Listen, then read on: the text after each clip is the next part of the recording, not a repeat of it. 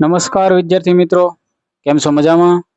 આજે આપણે ધોરણ 9 વિષય સંસ્કૃત ચેપ્ટર 8મું જે છે કાશાયાણમ કો અપરાધ એટલે કે ભગવા વસ્ત્રનો શો અપરાધ, આ વિષય અંતર્ગત આપણે એનું સંપૂર્ણ અને સરળ સમજૂતી સાથે આપણે અનુવાદ કરવાના છીએ.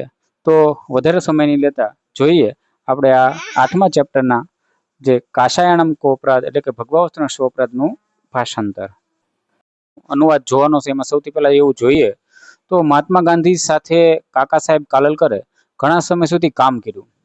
અનેક વર્ષો સુધી તેમણે મહાત્મા ગાંધીની સાથે રહેવાનો, ફરવાનો તથા વિચાર વિમર્શ કરવાનો અવસર મળ્યો હતો. આવા વિવિધ અવસરોમાં ઘટેલી કેટલીક મહત્વની ઘટનાઓનો કાકા કાલેલકરે પોતાની સાહિત્યિક પ્રતિભાથી સુરખ રીતે આકાર આપ્યો છે. એમાંની કેટલીક જે ઘટનાઓ જે છે આજે આપણને પ્રેરણા પૂરી પાડે છે.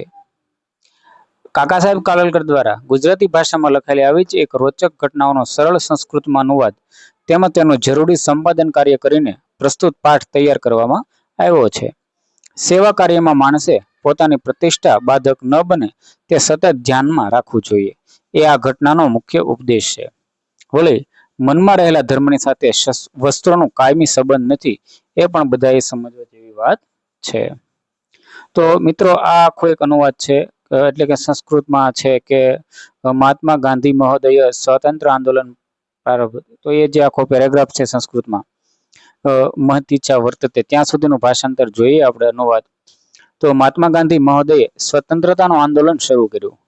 આ આંદોલનનો બધો જ વ્યવહાર શરૂઆતના દિવસોમાં સાબરમતી આશ્રમમાં જ ચાલતો હતો.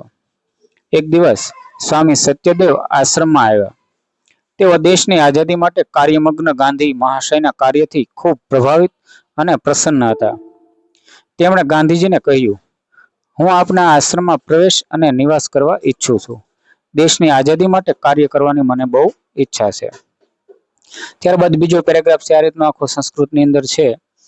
સત્યદેવસ્ય એનો ગુજરાતી અનુવાદ મિત્રો આપણે જોઈએ તો સત્યદેવનો પ્રસ્તાવ ગાંધી મહોદયે સ્વીકાર્યો. ગાંધીજીએ કહ્યું, સરસ, આપ શ્રીનું સ્વાગત છે. આ આશ્રમ આપનો જ છે, પણ આશ્રમમાં પ્રવેશતા પહેલા આપે ભગવા વસ્ત્રનો ત્યાગ કરવો જોઈએ. ગાંધીજીનો આદેશ સાંભળીને આશ્ચર્ય પામેલા સ્વામી સત્યદેવ મનમાં ગુસ્સે થયા, પરંતુ તેમણે ગાંધીજીની આગળ પોતાનો રોષ પ્રગટ ન કર્યો. તેમણે કહ્યું, ભગવા વસ્ત્રનો ત્યાગ શા માટે? ભગવા વસ્ત્રનો શો અપરાધ છે? હું સંન્યાસી છું. સંન્યાસીઓ ભગવા વસ્ત્રો ધારણ કરે છે. હું ભગવા વસ્ત્રનો ત્યાગ કરવા કેવી રીતે પ્રવૃત્ત થાવ?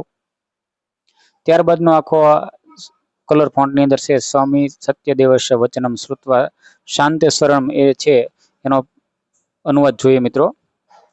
સ્વામી સત્યદેવનું વચન સાંભળી શાંત સ્વરે ગાંધી મહોદયે કહ્યું, આપે જે કહ્યું તે સાચું છે, પણ આપ સંન્યાસનો ત્યાગ કરો એમ મારો ઉદ્દેશ નથી.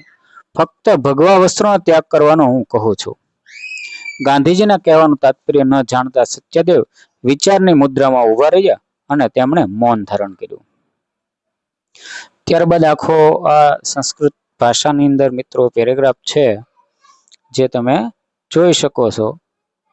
તો એ પેરેગ્રાફ જોઈ અને આપણે આગળ વધીએ તો એનો અનુવાદ છે. તેમની સત્યદેવની મનઃસ્થિતિ સમજીને ગાંધી મહોદયે પોતાનો આશય સ્પષ્ટ કરવા માટે શાંત ભાવથી અને મૃદુ ભાષાથી સત્યદેવને કહ્યું, આપ સાવચેત થઈને સાંભળો. આપણે બીજાઓની સેવા કરવા માટે લાગેલા છીએ. આ જ આપણું ધ્યેય છે. આપ જાણો છો કે આપણા દેશમાં લોકો ભગવા વસ્ત્ર ધારણ કરનાર સંન્યાસીની સેવા કરવા હંમેશા ઉત્કુચ હોય છે. આપ જ્યારે સેવા કાર્ય માટે પ્રવૃત્ત થશો ત્યારે ભગવા વસ્ત્ર ધારણ કરેલા આપને જોઈને એક બાજુ તેઓ આપના સેવા કાર્યને સ્વીકારશે નહીં, બીજી બાજુ તેઓ આપની સેવા કરવા પ્રવૃત્ત થશે.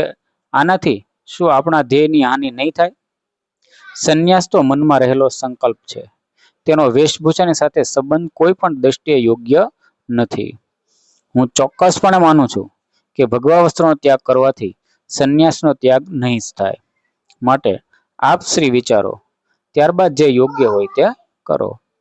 ગાંધી મહોદયનું આવું વચન સાંભળીને સ્વામી સત્યદેવનો સંચય તે જ સમયે દૂર થયો અને જે સંચય હતો તે દૂર થયો અને ભગવા વસ્ત્રનો ત્યાગ કરીને સેવા કાર્યમાં પોતાનો યોજવા તૈયાર થયા. તો આ રીતે વિદ્યાર્થી મિત્રો આખી આપણે કાશાયણમ કોપરાદ એટલે કે ભગવા વસ્ત્રનો શોપરાદ એ સંસ્કૃતનું ગુજરાતીમાં અનુવાદ કર્યું અને આ જ રીતે આપણે આનો સ્વાધ્યાયનું સોલ્યુશન છે પણ કરવાના છે. જો તમને વિડીયો સારો લાગે તો વિડીયોને લાઇક શેર અને સબસ્ક્રાઈબ કરો અને આવા જ વિડીયો જોવા માટે મારી સાથે જોડાયેલા રહો. હવે મળીએ આપણે નવા જ વિડીયોમાં.